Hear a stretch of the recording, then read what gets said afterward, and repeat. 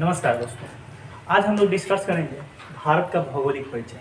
और भारत के भौगोलिक परिचय को पढ़ने से पहले आपको थोड़ा सा ग्लोब को पढ़ना जरूरी है। जब तक ग्लोब को नहीं जानिएगा, अक्षांश रेखा नहीं जानिएगा, देशांतर रेखा नहीं जानिएगा, उसके अनुसार आप भारत का समय नहीं निकाल पाइएगा। तो भारत का समय निकालने के लिए अक्षांश क्या है, देशांतर क्या है और भारत के बारे में बहुत अच्छे से समझने के लिए सबसे पहले आपको अक्षांश और देशांतर को समझना जरूरी है। अक्षांश और देशांतर को समझने के लिए आपको सबसे पहले ग्लोब को समझना जरूरी है। हम जानते हैं कि ग्लोब क्या है। तो ग्लोब पृथ्वी का एक नमूना है। ग्लोब पृथ्वी का एक नमूना है और इस ग्लोब पे पूरब से पश्चिम और उत्तर से दक्षिण कुछ काल्पनिक रेखाएं खींची गई है। इन काल्पनिक रेखाओं को अक्षांश रेखा या देशांतर रेखा कहते हैं। पृथ्वी के बीचों बीच पूरब से पश्चिम एक रेखा खींची गई है जिसको भूमध्य रेखा या विषुवत रेखा या विषुवत वृत्त कहते हैं। यह भूमध्य रेखा पृथ्वी के दो बराबर हिस्सों में बांटती है। भूमध्य रेखा से ऊपर वाले हिस्से को बोलते हैं उत्तरी ध्रुव, जबकि भूमध्य रेखा से नीचे वाले हिस्से को बोलते हैं दक्षिणी ध्रुव।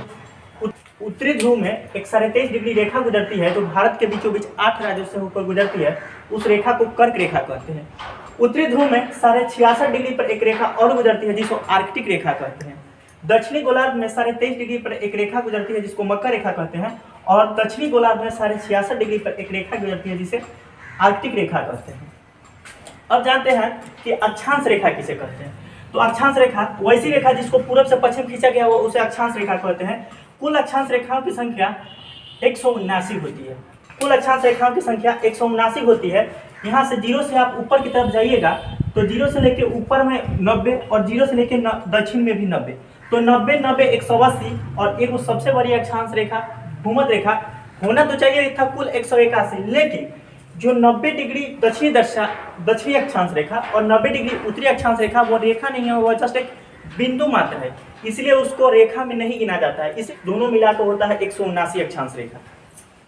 दो अक्षांश रेखाओं के बीच की दूरी 111 किलोमीटर होती है। दो अक्षांश रेखाओं के बीच की दूरी 111 किलोमीटर, यानी अगर 0 डिग्री है तो ये मान लीजिए कि 1 डिग्री है और ये 2 डिग्री है। ये 1 डिग्री है और ये 2 डिग्री है। तो इस 1 डिग्री और 2 डिग्री के बीच के जो क्षेत्र होगा उसका लंबाई कितना होगा, तो 111 किलोमीटर। दो अक्षांश रेखाओं के बीच की दूरी 111 किलोमीटर होती है। दो अक्षांश के बीच के जगह को जोड़ या कटिबंध कहते हैं। ये तो दूरी हो गया आपका 111 किलोमीटर, लेकिन इसके बीच में जो जगह हो गया इसको वो बोलते हैं, ई वाला जगह को जोड़ या कटिबंध कहते हैं। सबसे बड़ी अक्षांश रेखा की बात कीजिएगा तो सबसे बड़ी जो अक्षांश रेखा होती है वो भूमध्य रेखा या विषुवत रेखा होती है। उसके बाद जितनी भी अक्षांश रेखा होती है इससे सब छोटी होती है। भूमध्य रेखा से भारत की दूरी पूछे कि विषुवत रेखा से चाहे भूमध्य रेखा से भारत की दूरी बताइए, तो विषुवत रेखा से भारत की दूरी 876 किलोमीटर होती है। विषुवत रेखा से भारत की दूरी 876 किलोमीटर है। अब आइए हम लोग समझते हैं देशांतर रेखा क्या। अब जानते हैं कि देशांतर रेखा किसे कहते हैं। तो उत्तरी ध्रुव को दक्षिणी ध्रुव से मिलाने वाली रेखा को देशांतर रेखा कहते हैं। उत्तरी ध्रुव को दक्षिणी ध्रुव से मिलाने वाली रेखा को हम देशांतर रेखा कहते हैं। और ये देशांतर रेखा एक दूसरे के समानांतर नहीं होती है। देशांतर रेखा एक दूसरे से समानांतर नहीं होती है।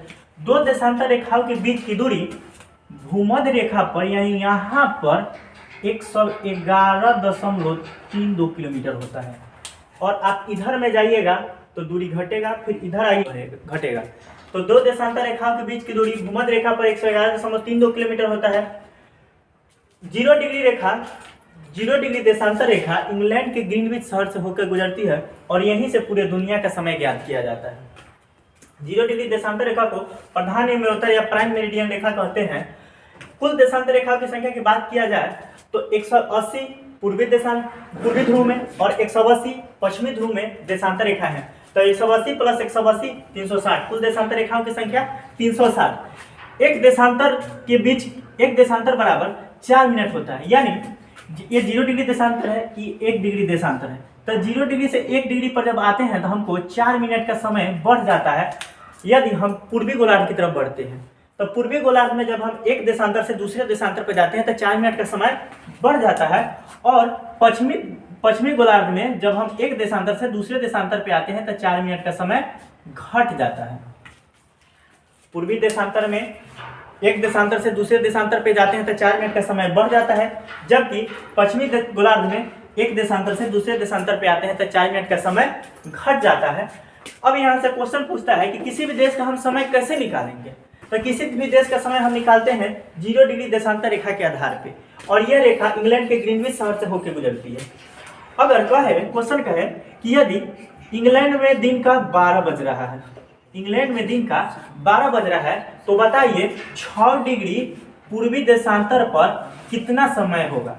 तो इंग्लैंड में 12 बज रहा है, 6 डिग्री पूर्वी देशांतर पर पूछ रहा है, और हम जानते हैं कि एक देशांतर बराबर 4 मिनट, तो 6 चौका 24, यानी 6 चौका 24 मिनट हो गया।